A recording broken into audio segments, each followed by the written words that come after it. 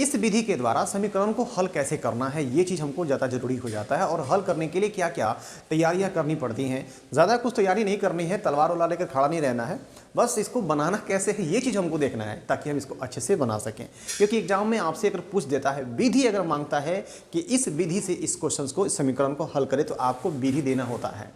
यदि विधि नहीं देता है तो मैंने आपसे पहले भी कहा था और आज ही मैं कह रहा हूँ कि सबसे बेटर विधि जो है आपकी क्या होती है, विलोपन विधि के द्वारा आप समीकरणों को आसानी से हल निकाल सकते हैं। तो चलिए देखते हैं कि वज्र गुणन विधि को बनाने के लिए हमें तैयारियां हमने क्या कर रखा है। सबसे पहली बात कि वज्र गुणन विधि से समीकरण का अगर हल करना चाहते हैं तो हल करने के लिए बस आपको दो बातों को याद रखना होगा, बस ज़्यादा कुछ नहीं करना है, दो चीज़ों को याद रखना होगा और तीसरा फॉर्मूला आपको याद करना है। तो फॉर्मूला तो हम आपको ऐसे ही याद करवा देंगे। चलिए देखते हैं कैसे। पहली बात तो ये कि यह विधि सिर्फ और सिर्फ अद्वितीय हल होने पर लागू होगा। अद्वितीय हल मतलब जिस समीकरण का केवल एक हल हो, केवल एक हल। और हल कब निकलता है? जब दो समीकरण क्या एक दूसरे को काटते हैं, प्रतिच्छेद करते हैं, और जहां काटते हैं, जिस बिंदु पर काटते हैं, जैसे दो समीकरण का जब आप ग्राफ खींचते हैं तो ये दोनों यहां काट रहे हैं ना, जहां ये काट रहे हैं वहीं से आपका x का मान और y का मान निकलेगा। तो इसलिए मैंने कहा कि अद्वितीय हल होने पर ही ये आपको लागू करना है। दूसरी बात कि आपको समीकरण युग्म जो आपको दिया जाएगा, जिसको कहा जाएगा कि इसको वज्र गुणन विधि के द्वारा हल करें, तो वो समीकरण युग्म आपको इस फॉर्म में होना चाहिए, ठीक है, जिसको हम लोग बताए क्या बोले थे आपको, दो चर वाला रैखिक समीकरण का मानक रूप, या फिर आप इसको व्यापक रूप भी कह सकते हो। ऑब्जेक्टिव में देता है कि इनमें से दो चर वाला रैखिक समीकरण का व्यापक रूप कौन सा होगा, तो ये आप याद रखेंगे। इस फॉर्म में हम अपने समीकरण को बनाएंगे। अगर पहले से ही इस फॉर्म में दिया हुआ है तो कोई दिक्कत नहीं, अगर इस फॉर्म में नहीं है तो हम इस फॉर्म में उसको लाएंगे और फिर समीकरण को सॉल्व करेंगे। किस विधि के द्वारा? वज्र गुणन के द्वारा। ये दो शर्त आपको याद रखना है। तीसरी चीज, इसको बनाने के लिए जो सूत्र चाहिए वो सूत्र मैंने यहाँ लिख रखा है, क्योंकि इसका नाम ही है क्रॉस, ठीक है ना। आपको तिरछा तिरछी गुना करना, जैसे मान लीजिए यहाँ कोई चीज़ है, जैसे यहाँ पर a है, यहाँ b है, यहाँ मान लीजिए आपका c है, ऐसे करके, तो आपको इसको इसमें गुना करना है, इसको इसमें गुना करना है। इसका नाम पड़ा हुआ है क्रॉस मल्टीप्लिकेशन। आई होप कि आपको मेरी बातें समझ में आ रही होगी। आप अच्छे से देखिए, इसको कोई दिक्कत आपको नहीं होगी, बिल्कुल अच्छे से समझ में आपको आएगा और फिर लाइफ में कभी भी आप वज्र गुणन विधि को भूल नहीं पाएंगे कि सवाल सोल्व कैसे करना है। बस थोड़ा सा आपको ध्यान देना होगा। तो चलिए इसका सूत्र देख लेते हैं। इसका जो फॉर्मूला है x upon BC minus BC, ठीक है। ये आपको याद करने के लिए, फॉर्मूला पूरा भी लिखा हुआ नहीं है, इसको याद करने के लिए याद रखिए कि x बटा BC BC, x बटा BC BC is equal to y बटा CA CA is equal to 1 बटा AB AB। बस हो गया।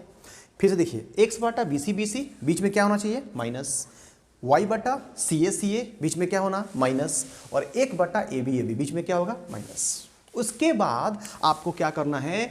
12 12 21 12 21 फिर 12 21, अब जाके आपका फॉर्मूला पूर्ण हुआ। ये है आपका वज्र गुणन विधि का पूरा फॉर्मूला। अब ये कैसे होता है, क्या होता है, ये चीज़ आपको जब हम प्रश्न बनाएंगे तो आपको मिल जाएगा। चलिए इसको आप लोग स्क्रीनशॉट ले लीजिए। चलिए देखते हैं, एक एग्जाम्पल हमने लिया है। वो क्वेश्चन क्या कहता है देखेंगे ध्यान से। 2x plus 3y is equal to 46 तथा 3x plus 5y is equal to 74। तो दो बातें आपको याद रखनी है। पहली बात है ये कि इसको हमको करना क्या है कि जो C1 और C2 का मान है उसको बराबर की इधर लाना है। अर्थात आपको इस समीकरण को ax plus by plus c is equal to 0 के फॉर्म में करना है। तो देखेंगे ध्यान से, जैसे ये समीकरण चाहे फिर ये समीकरण कोई भी ले लीजिए, 3x ax, ठीक है, 5y bx, ठीक है, लेकिन यहाँ c है परंतु ये c का मान आपको बराबर का उस पार है, तो उसको क्या करेंगे? बुला लेंगे। तो जब इधर बुलाएंगे तो ये प्लस 74 है, तो क्या हो जाएगा? माइनस 74 हो जाएगा ना। देखिए आप ध्यान से, वही काम किए हैं। 2x आपका उतर गया, 3y जो कहते हो 46 प्लस में इधर क्या होगा? माइनस में, बच क्या गया? 0। समीकरण 1 तथा अब 3x, इसको यहाँ पे 3x प्लस 5y, उसके बाद 74 बुलाएंगे, क्या हो जाएगा? माइनस में, बच क्या गया? 0। समीकरण नंबर 2। अब चूंकि हमें ये पता करना है, पहली काम तो हम इसको कर लिए ना, दूसरा चीज पता करना है कि अद्वितीय हल है कि नहीं। अगर अद्वितीय हल होगा तभी हम वज्र गुणन से हल करेंगे, वरना इसको नहीं करेंगे, ठीक है। तो चलिए देखते हैं कि अद्वितीय हल है कि नहीं। तो अद्वितीय हल होने के लिए आपको क्या शर्तें हैं? a1 बटा a2 not equal to b1 बटा b2, अर्थात संगत होगा तभी। तो इसके लिए हमने क्या किया, देखिए समीकरण 1 में से a1 का मान, तो a1 का मतलब क्या होता है, x का जो आगे होता है ना, x का गुणांक जो होगा वो हमारा ये होगा। तो समीकरण 1 में से 1 1 1 यानी a1 b1 c1 और समीकरण 2 में से a2 b2 c2, ठीक है। तो a1 का मान 2 होगा समीकरण 1 में, a1 का मान क्या होगा 2, b1 का मान क्या होगा 3, y का गुणांक, ठीक है ना, और 3 c1 का मान क्या होगा -46 हो गया, ठीक है। अब समीकरण 2 में आते हैं, a2 का मान कितना है 3, x का गुणांक a2 का मान 3, b2 तो b2 का मान क्या हो गया हमारा, ये जो देख रहे हैं ना 5, उसके बाद c2 का मान -74। अब हम जांचेंगे सूत्र कंडीशन लगा करके कि ये अद्वितीय हल है या नहीं। देखिए ध्यान से, अब a1 बटा a2 का मान हम निकालते हैं अलग अलग। तो a1 का मान कितना है 2 है, a2 का मान कितना है 3 है, तो 2 बटा 3 a1 बटा a2 का मान आया, और b1 बटा b2 का मान आया आपका 3 बटा 5, देखिए 3 बटे 5। और c1 बटा c2 का निकालिएगा तो -46 बटा -74, तो इसको काटेंगे, माइनस माइनस खत्म हो जाएगा, और 23 दूना 46, 37 दूना 74, क्या है 23 बटा 37। आप देख सकते हो कि a1 बटा a2 का मान b1 बटा b2 के मान के बराबर में नहीं है, तो बराबर नहीं है, इसीलिए लिखेंगे चूंकि a1 बटा a2 नॉट इक्वल b1 बटा b2, इसलिए इस समीकरण का अद्वितीय, ठीक है ना, अद्वितीय क्या लिखेंगे हल है। इस समीकरण का क्या है अद्वितीय हल है। तो जब इस समीकरण का अद्वितीय हल है अर्थात हम इसको वज्र गुणन विधि से आराम से बना सकते हैं। आइए इसको वज्र गुणन विधि से बनाते हैं।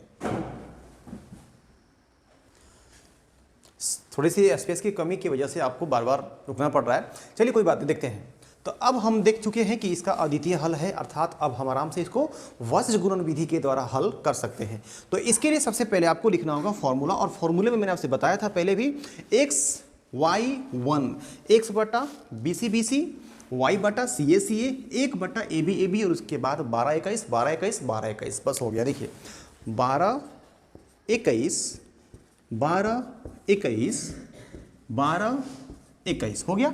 अब आपको इस मान को यहाँ पुट करना है, ध्यान से देखेंगे आप, x के स्थान पर x हो गया, b1 हमको चाहिए b1, तो b1 देखेंगे कितना है, b1 का मान 3 है, तो b1 का मान हमारा 3 हो गया। चूंकि इस दोनों के बीच में गुना है, सभी के बीच में क्या दिया है गुना हुआ है ना, सब में गुना है, तो गुना है तो सब में हमने गुना का चिन्ह दे रखा है।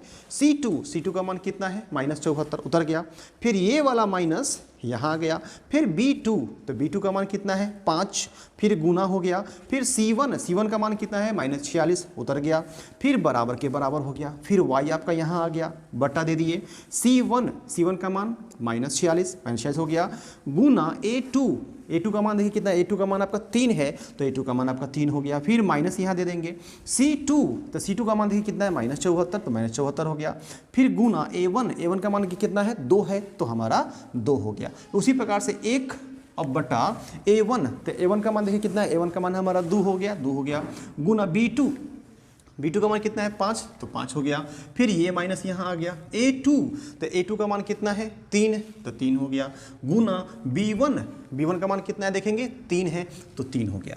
ठीक है, यहाँ तो कोई दिक्कत नहीं, मान भर देना है, और मान भरने के बाद अब आपको करना है क्या, इनको सॉल्व करना है। कैसे सॉल्व करेंगे ध्यान से देखिएगा, यहाँ देखिए 3 प्लस में है 74 माइनस में है, तो प्लस इंटू माइनस क्या होता है -74 को 3 से गुना करेंगे 222, उसके बाद माइनस आपका क्या होगा प्लस 46 को 5 में गुना कीजिएगा तो 230 आएगा, बराबर का उत्तर के बराबर आपका y देखेंगे -46 गुना 3 करेंगे तो -138 आएगा। फिर यहाँ देखिए माइनस आपका माइनस क्या होगा, चूंकि प्लस देखिए -74 को 2 से गुना करेंगे तो 148, तो -148 होगा, तो वो माइनस और ये माइनस क्या बन जाएगा आपका +148 बराबर 1/2 × 10 और 3 × 9। आई होप कि यहाँ तक आपको किसी प्रकार की कोई दिक्कत नहीं हुई होगी। अब इसको अभी XY का मान निकला नहीं है, उसको निकालना, देखिए ध्यान से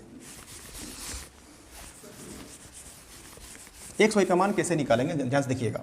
अब इसके बाद क्या करेंगे, x को यहाँ लिखेंगे बटा 230 आपका प्लस में है, 222 माइनस में है, तो प्लस ज़्यादा है कि माइनस, प्लस ज़्यादा है ना, तो 230 में से 222 को हटाइए, क्या बचेगा आपका 8, x/8 इज इक्वल टू, फिर यहाँ y आ गया हमारा, y बटा 148 प्लस में है, 138 माइनस में है, तो प्लस ज़्यादा है ना, तो 138 घड़ा क्या बचा y/10 इज इक्वल टू 1 1/1। 10 में से 9 गया, क्या बचा 1। अभी आपका क्या मान नहीं आया है एक्स वाई का, ये मान अभी आपको निकालना। ध्यान से देखिए कैसे करेंगे, लिखेंगे अब इसके बाद x/8 यहाँ जो आया होगा ना इसको लेना है बराबर जो लास्ट वाला है उसको लेना है 1/1। अब इसको तिरछा तिरछी गुना करेंगे तो x का मान हमें फाइंड हो जाएगा। देखिए ध्यान से, x को 1 से गुना करेंगे x और 8 एकम कितना हुआ 8। चलिए x का मान आपका निकल चुका है। लिखेंगे तथा इसी प्रकार y का मान निकालेंगे, y/10 लेंगे, y/10 इज इक्वल टू फिर 1/1। ये दोनों के लिए है, ये दोनों के लिए, ठीक है। तो y एकम y और 10 एकम कितना हो जाएगा 10। तो ये रहा आपका x का मान 8 और y का मान 10। आपको ये वीडियो कैसा लगा प्लीज़ कमेंट करके हमें बताइए। अगर दिक्कत है तो इसको मैं फिर से समझाऊंगा और आप 3.5 चाहे तो स्टार्ट कर सकते हैं। 3.5 को कैसे बनाना है आप उसको बनाइए, नहीं बनेगा तो फिर अगले वीडियो में आपको बताया जाएगा। चलिए मिलते हैं अगले वीडियो में, तब तक के लिए जय हिंद।